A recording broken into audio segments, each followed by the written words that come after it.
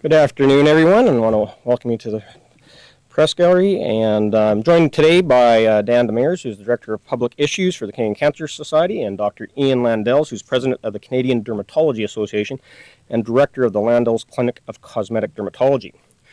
Now, doing this press conference today, and the reason I tabled my bill this morning, was I know that a lot of Canadians, a lot of our colleagues in the House of Commons and in the Senate, are going on their winter vacations. And Canadians often, before they shoot off to the sunny south, like to get that glow going, that base tan before they run off and jump in the sun.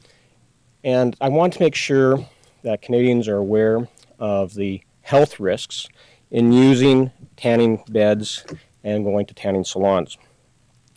Now, artificial tanning is an increasing trend. It is strong among young people, especially women.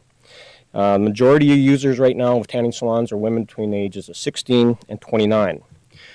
Now, back in 2009, the World Health Organization, through their agency, the International Agency of Research on Cancer, did a number of studies and peer reviews of studies from around the world and decided that tanning equipment, artificial tanning equipment, should be rated as Category 1, the most dangerous level of substance like tobacco, like asbestos, and called it carcinogenic to humans.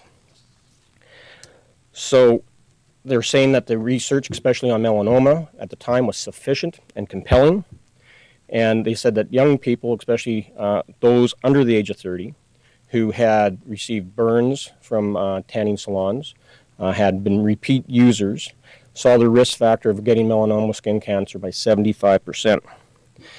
So they're recommending that the youth avoid use of tanning salons, and that's also supported by the Canadian Cancer Society, the Canadian Dermatology Society, that youth should be prohibited from using tanning equipment. This year, about 5,500 Canadians will be diagnosed with melanoma skin cancer. Over 950 of them will probably die. We know that other non-melanoma skin cancers, basal cell carcinoma, basal cell carcinoma, a very common type of skin cancer. Those will total over 74,000 this year, and over 200 deaths related to those cancers.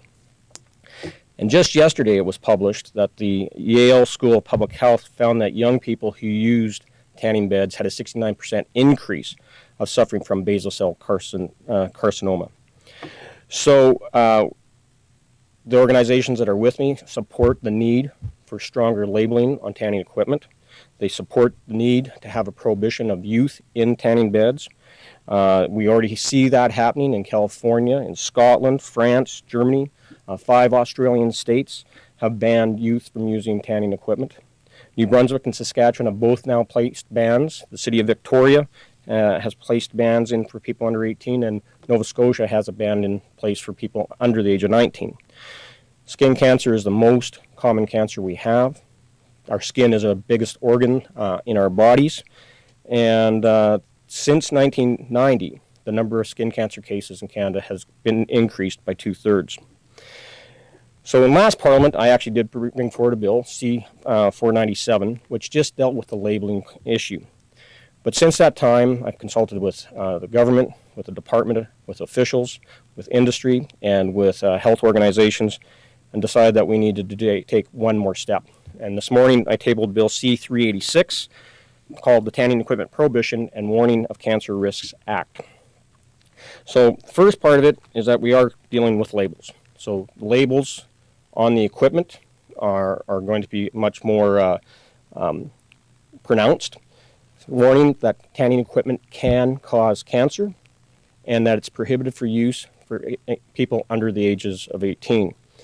And it does say that frequent use the UV radiation, that exposure is cumulative and it can be carcinogenic. Then the second part of this is that we are prohibiting youth from entering under the age of 18. And just like the Tobacco Act of 1997, businesses are going to have to display a large sign instructing youth that they're prohibited from buying that consumer product. or renting time in a tanning bed. So it is important that we have it up there, that people can see it, and that businesses it is legal for businesses to rent time in a tanning salon. Now, a lot of people I say, you know, James, why are you doing this? Well, my wife has survived melanoma skin cancer twice. Her and I both used to use tanning equipment. She is fair-skinned, blue-eyed, was a lifeguard as well as a teen, and spent a lot of time outdoors and got a lot of different burns. And over the last several years, we've had 3 scares. And the last scare is that they actually thought her melanoma had metastasized into her lungs. And after surgery, she was even told she was going into palliative care. Luckily, we were blessed and prayers were answered, and it was benign. But it really gave us a scare, and we've decided to move on this manner that we can police the industry, we can warn Canadians about using tanning equipment, and this is one area where the government can intervene. Great outdoors, that's a different story. But the tanning industry is a $1 billion a year business with over 3,000 salons across Canada. The Cancer Society, in a survey they did in 2007, found that 87% of tanning salons in the Greater Toronto area did not have sufficient labeling in place that people could see. And so it's important that we do take the steps. I already have letters of endorsement from, of course, the Canadian Dermatology Association, the Canadian Cancer Society, Canadian Skin Cancer Foundation, the Save Your Skin Foundation, and the Melanoma Network of Canada. So before I turn it over to Dan and Ian, I'd just like to say that, you know, there is things that we can do. Avoid use. You know, it's so easy to make sure you don't have to be exposed to this type of risk. So avoid use and stay out of the tanning salons. If you're going outdoors, cover up. Stay in the shade. If you're going out to the sunny beaches, make sure you're under an umbrella. Go underneath the palm trees. You don't have to go lay out and tan. And use strong sunblock. So with that, I'll let Dr. Landells, Ian, if you want to come and make your opening comments. Thank you very much. On behalf of the Canadian Dermatology Association, I strongly endorse this bill and thank Mr. Bezan for introducing it, to having the courage to introduce this as a private member's bill. This is an extremely important issue.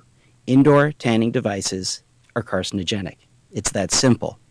They are fairly unregulated, and I also work as a pediatric dermatologist, and I see teenagers coming in all the time with tans in the winter, and they openly admit that they use these devices. Their parents don't give them permission. They just walk in, and the salons allow them to do this. We don't let this happen with alcohol. We don't let this happen with tobacco.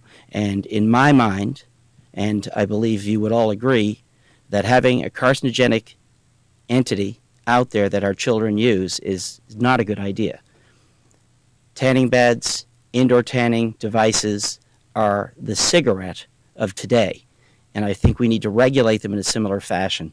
So as a dermatologist, as a physician, and as a parent, I plead with the House to listen and to pass Bill C-386. Thank you. Great. Thank you. Hi. The Canadian Cancer Society is strongly endorsing this bill, and the reason is pretty simple. Tanning beds cause cancer. The industry will try to give you all kinds of other information, but we know from the science tanning beds cause cancer. It's as simple as that. So we're particularly happy with 2 main components of the bill. First of all, the warnings. We think that Canadians have a right to know, to make an informed decision when they decide to use a consumer product, that if using it substantially increases their risk of cancer. But I think more importantly, we as a society know that for children, we have a responsibility to protect them. If there was any other product out there that exposed your children to a 75% increase in the risk for cancer, we'd be demanding the government do something about it. So we're very pleased that Mr. Bezan has shown the leadership to bring this bill forward. We would encourage all parliamentarians to join with him, do what Parliament does best, get together, protect our children by moving this bill forward as quickly as possible, put in place the same bans that exist in other countries, that exist in other jurisdictions across Canada, and let's put children first and protect them from the cancer risks that this industry presents. Thank you. And thank you very much, Dan and Ian, and I really appreciate the support. And of course, they're here to handle the real tough technical questions. So with that,